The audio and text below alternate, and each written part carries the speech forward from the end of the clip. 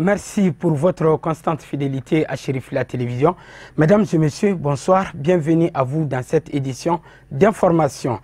72 heures seulement après son installation à la primature, le nouveau Premier ministre Soumeylou Boubèye Maïga a rencontré successivement les ambassadeurs de la Russie, de la Chine et celui du Royaume d'Arabie Saoudite. Les échanges ont porté sur les relations entre le Mali et ses pays amis, Sadio Sidibé et Sédou Niaré. La première audience de la mi-journée a été celle accordée à l'ambassadeur de la Russie qui a eu l'honneur d'être reçu par le nouveau Premier ministre Soumeylou Boubèye Maïga. Au menu des échanges, l'acquisition d'équipements militaires pour soutenir le Mali à lutter contre le terrorisme et d'autres sujets de co-développement. L'action planifiée du gouvernement qui vient d'être formée, donc le Premier ministre m'a informé sur certaines questions justement dans cette optique, disons, du renforcement de la sécurité au Mali et du renforcement de la paix dans la région. Et on a évoqué certains problèmes de notre relation bilatérale, qui est traditionnelle. Et j'ai assuré de mon côté le Premier ministre du soutien continu de la Russie, du Mali, que nous allons assister ce pays ami de longue date dès l'indépendance dans la mesure de nos moyens et nos possibilités, parce que nous sommes pleinement conscients de l'importance des enjeux sécuritaires et autres qui se jouent au Mali et dans la région du Sahel, et le Mali est un peu à l'épicentre de tous ces problèmes. Second diplomate reçu par le nouveau locataire de la primature, l'ambassadeur de la Chine au Mali, qui a félicité Soumeylou Boubèye Maïga pour sa nomination à la tête du gouvernement. Des questions relatives à la coopération bilatérale entre les deux pays. Je suis venue aujourd'hui pour transmettre un message de félicitations adressé par le Premier ministre chinois à son Excellence M. Soumeylou Boubèye Maïga pour sa nomination en qualité du Premier ministre de la République du Mali. Nous avons bien sûr profité de cette occasion pour passer en revue ensemble la coopération entre les deux pays. Et nous sommes décidés de continuer à faire des efforts pour renforcer notre coopération dans tous les domaines. Et j'ai aussi profité de cette occasion pour informer Son Excellence, Monsieur le Premier ministre, de la tenue du sommet du Forum sur la coopération sino-africaine qui aura lieu au mois de septembre à Pékin, en Chine. Enfin, la troisième personnalité du jour reçue par Soumeylou Boubèye Maïga a été l'ambassadeur de l'Arabie Saoudite. Il a réaffirmé l'engagement du Royaume saoudien pour l'octroi de 100 millions d'euros au Mali afin de redynamiser la coopération entre le Mali et le Royaume. Donc nous avons échangé sur les questions d'intérêt commun ainsi que les relations que nous avons et les voies et moyens de leur renforcement. Nous avons également évoqué la récente contribution du Royaume d'Arabie Saoudite avec un montant de 100 millions d'euros à la force du G5 Sahel pour la lutte contre le terrorisme. Nous avons également réaffirmé notre identité de vue pour la lutte contre ce fléau sous toutes ses formes. Donc, Monsieur le Premier ministre m'a chargé de transmettre ces salutations à son homologue saoudien, son Altesse royale, le prince Mohammed bin Salman bin Abdelaziz, prince héritier, vice-président du Conseil des ministres et ministre de la Défense. Rappelons que le nouveau locataire de la primature a rencontré 6 ambassadeurs depuis sa nomination.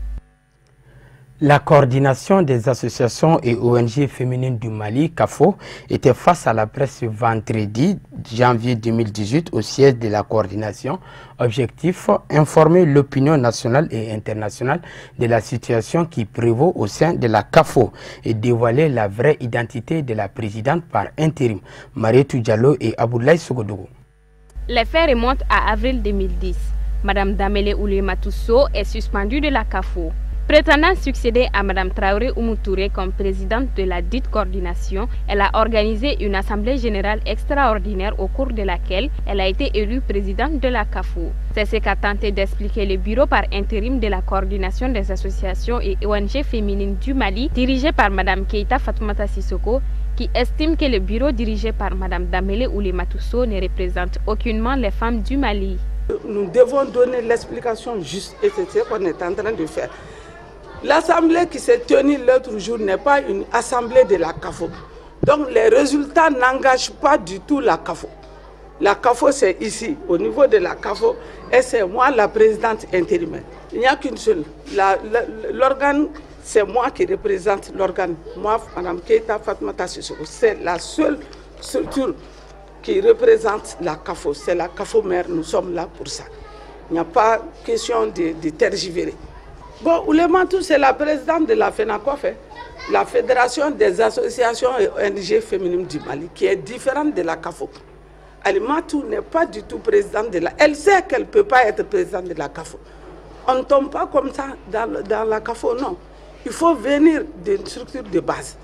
Et ce n'est pas son cas. Donc, elle a organisé ce qu'elle veut. Elle était membre de notre bureau. Elle a été suspendue depuis 10 ans. Elle est en suspension, elle n'est même pas venue à la CAFO. Elle a créé FENACOF. Moi, je ne vois pas comment elle peut encore convoquer une assemblée de la CAFO et mettre un bureau CAFO à la place. Non. Elle est avec d'autres qui travaillent au nom de la CAFO dans des structures, dans des commissions d'État, dans des commissions privées. Elles sont là-bas au nom de la CAFO. Donc, je ne peux pas comprendre qu'elle soit avec Oulématou, qui est suspendu de ses fonctions de secrétaire général pour aller faire une assemblée générale hors CAFO. Ce n'est pas possible. Bon, c'est la première procédure, c'est ce que je suis en train de faire, c'est d'informer. C'est d'informer la population, les Maliens, à l'intérieur comme à l'extérieur. Nos différents partenaires, on les informe par rapport aux médias maliens.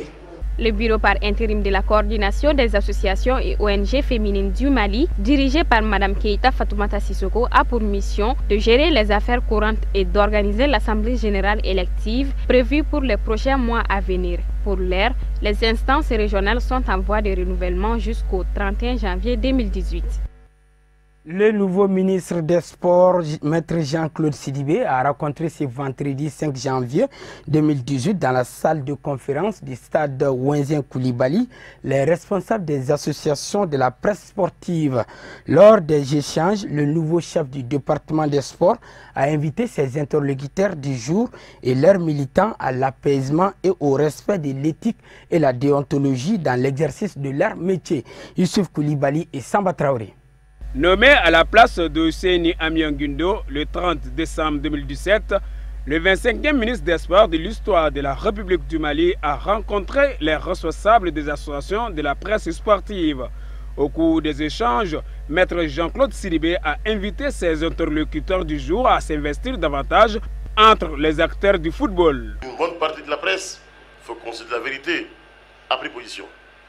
En prenant position, on quitte un peu le débat pour être passionné. Je voudrais demander à la presse de calmer les jeux. Les différents protagonistes ont accepté de calmer les jeux. Il faut que nous aussi, au niveau de la presse, on prône l'apaisement. La promesse que j'ai eue hier, c'est que vraiment, les deux parties m'ont promis de se parler. De se parler. Ils ne sont pas d'accord sur l'essentiel, mais on est d'accord quand même que nous sommes des Maliens, que chez nous on se parle, que chez nous on discute. Ceux qui ont pris les armes contre le Mali, ils sont où aujourd'hui? C'est une table de négociation. La Première Guerre mondiale, la Seconde Guerre mondiale, c'est fini comment? Est-ce que c'est les armes qui ont mis fin à la guerre? C'est la négociation. Tant qu'on ne s'assoira pas sur la table de négociation, on ne réussira rien. Donc, messieurs et mesdames de la presse, je vous dis vraiment, relayez l'information, qu'on calme le jeu. L'épineuse question de la mise en place et les modalités de fonctionnement du comité de normalisation CONOR à la tête de la Fédération malienne de football n'ont pas été occultées par l'orateur. La FIFA arrive dans 4 ou 5 jours. On va discuter avec la FIFA pour les modalités de la mise en place du CONOR. En tout cas, je vous garantis que les personnes que nous choisirons seront des personnes totalement indépendantes, des personnes respectées et respectables à Bamako ici, et qui n'auront aucun parti pris à faire. Les différents responsables des associations de la presse sportive ont rassuré le nouveau ministre des Sports de leur sincère collaboration. Avant de refermer ce journal, voyons à présent le tour d'horizon de l'actualité africaine et internationale en bref et en images. Une compilation signée Abdulkarim Sako.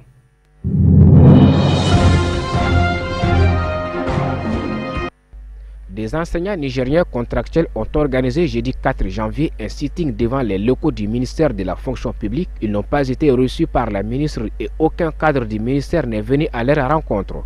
Le paiement des arriérés, le recrutement à la fonction publique et la réintégration de leurs camarades remerciés, telles sont entre autres les principales revendications des enseignants contractuels du Niger. Pour bon nombre de manifestants, ventre vide n'a point d'oreille, c'est une question de survie. Quand un enseignant se retrouve dans une situation de 2 mois d'arriéré, tout le monde est unanime que ce monsieur ne peut pas enseigner, affirme Seydou Aruna du Bureau exécutif national des enseignants. Plus de 3000 enseignants contractuels dispensent des cours dans la capitale nigérienne.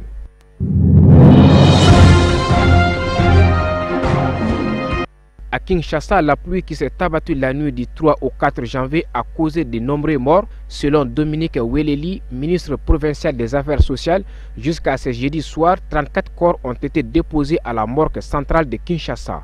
Chaque fois que la pluie s'annonce, les habitants de cette cité redoutent le pire. Ces drames révèlent une fois de plus les problèmes d'urbanisation dans ces quartiers, comme l'a indiqué le ministre provincial des Affaires sociales qui avait fait le déplacement.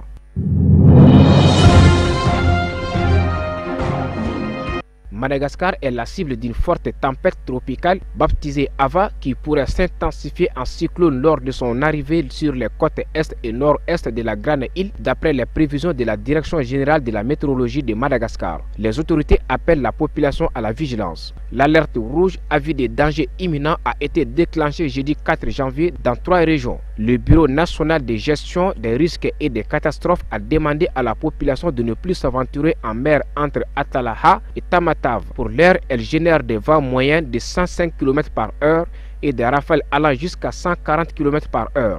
11 autres régions sont en alerte jaune, avis de menaces, parmi elles la région d'Antananarivo. De fortes pluies sont attendues dans ces zones.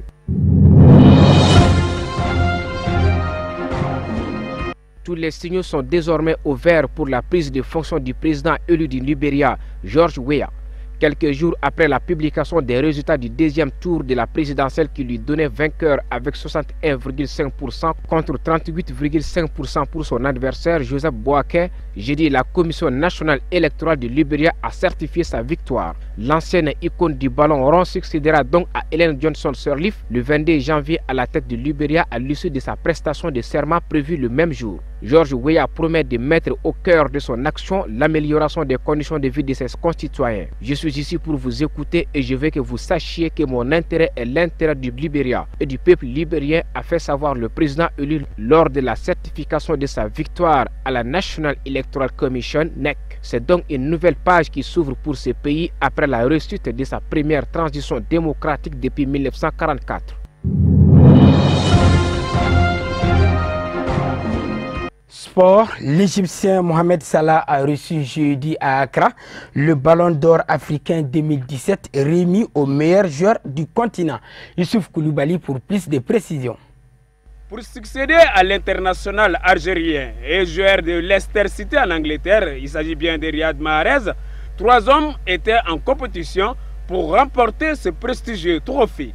Pierre-Emerick Aubameyang, l'international gabonais de Borussia Dortmund, qui a remporté le titre en 2015, Sadio Mané du Sénégal et de Liverpool, et Mohamed Salah, l'international égyptien et pensionnaire de Liverpool. Mais c'est finalement l'international égyptien Salah qui a été primé, sans grande surprise, devant Mané 2e et Pierre-Emerick Aubameyang 3e. Je tiens tout d'abord à remercier ces 3 jeunes hommes d'abandonner leur club, d'être parmi nous ce soir, même s'ils ont des matchs à jouer demain et des matchs importants. Et je tiens à ce qu'ils transmettent à leur club, au président de leur club respectif, toute la reconnaissance de la Confédération africaine de football de les avoir libérés aujourd'hui ici.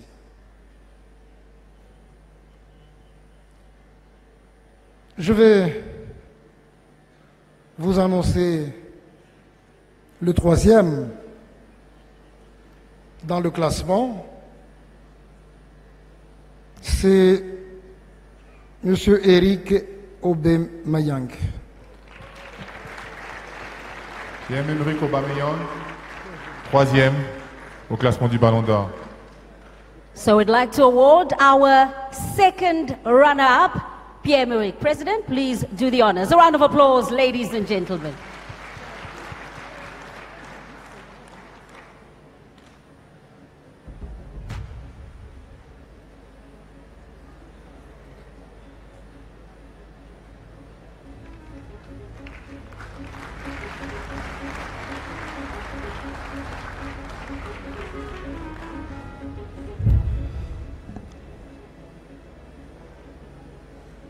The winner is Mohamed Salah.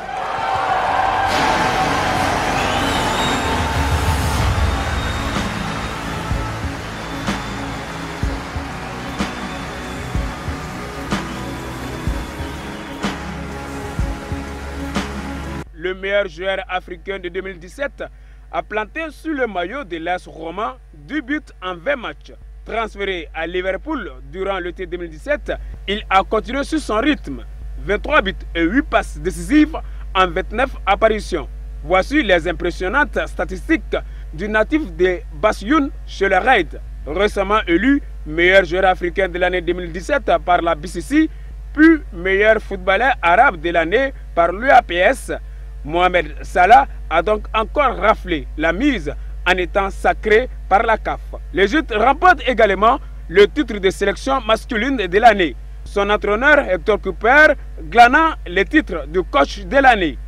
Le Zambien Paston Daka est lui élu meilleur espoir, tandis que le Wydad Casablanca est sacré club de l'année. La Nigériane Aziza Oshoala est élue joueuse de l'année. L'Afrique du Sud remportant, elle, le titre de sélection féminine de l'année 2017. Il faut signaler que certaines distinctions ont été supprimées. Il s'agit du titre de meilleur joueur de l'année basé en Afrique et celui du meilleur arbitre. Voilà, mesdames et messieurs, tout est bien qui finit bien. Ainsi s'achève cette édition d'information. Merci à vous de l'avoir suivi. Bonne suite de programmes sur Chérif la télévision. Au revoir.